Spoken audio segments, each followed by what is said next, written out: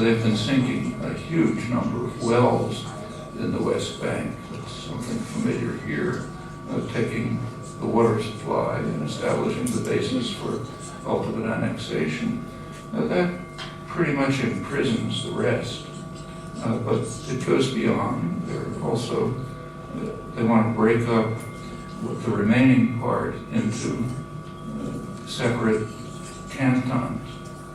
Ariel Sharon called them Bantustans, separate regions, separated from one another, impossible to function in a viable way.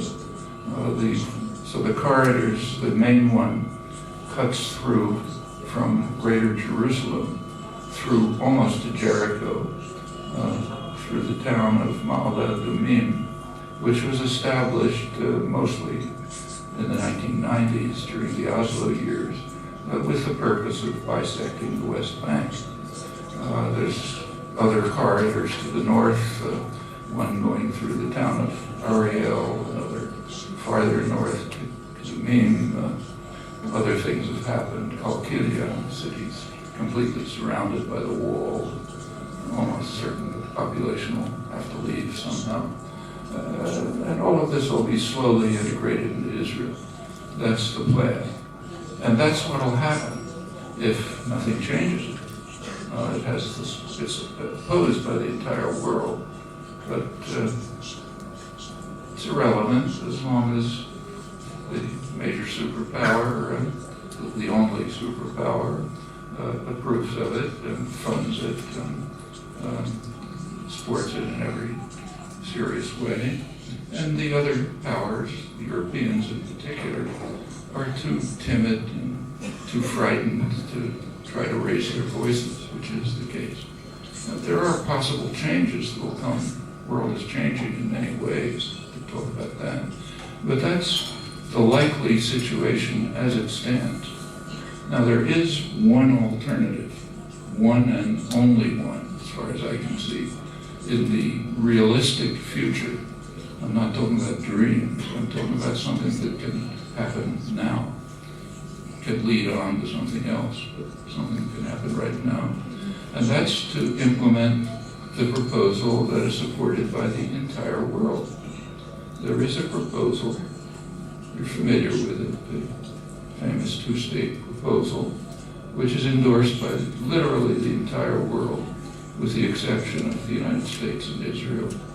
It reached the Security Council of the United Nations in January 1976. The major Arab states, the so-called confrontation states, Egypt, Syria, and Jordan, advanced a proposal in the Security Council for a two-state settlement of the international border, then adopting the standard diplomatic terminology with a recognition of the rights of every state in the region to exist in peace and security within secure and recognized borders. That would include Israel and a new Palestinian state. That was vetoed by the United States. When a resolution is vetoed by the United States, it's a double veto. It doesn't happen, and it's vetoed from history. So if you search for this, it'll be as hard as finding the suppression of independence in Western Sahara.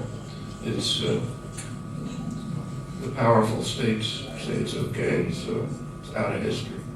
There was another similar resolution in 1980 that went under Jimmy Carter, also vetoed. There's a long record in the General Assembly, which I won't run through.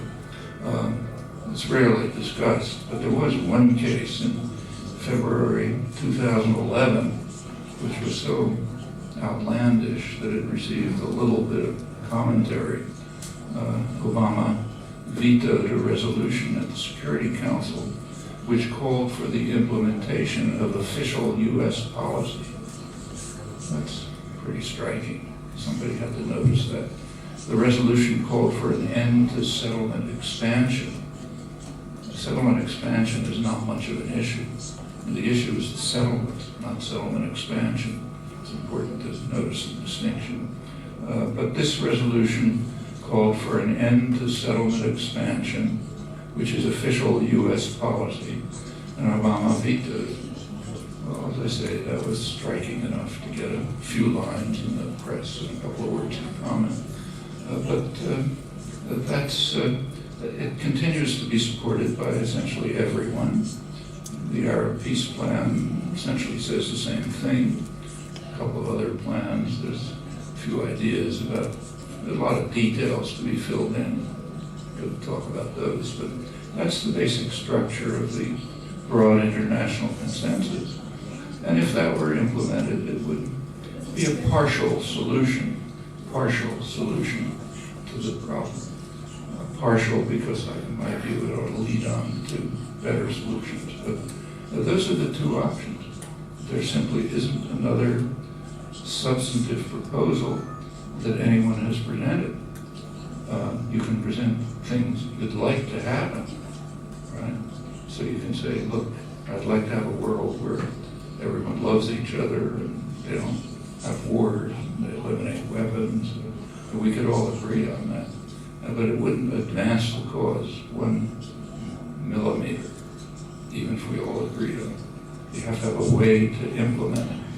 And as far as I'm aware, there is no proposal for short-term implementation. I'm talking about long-term, a lot of things could happen. But short-term implementation other than these two. So I think that's about where it stands right now. Thank you.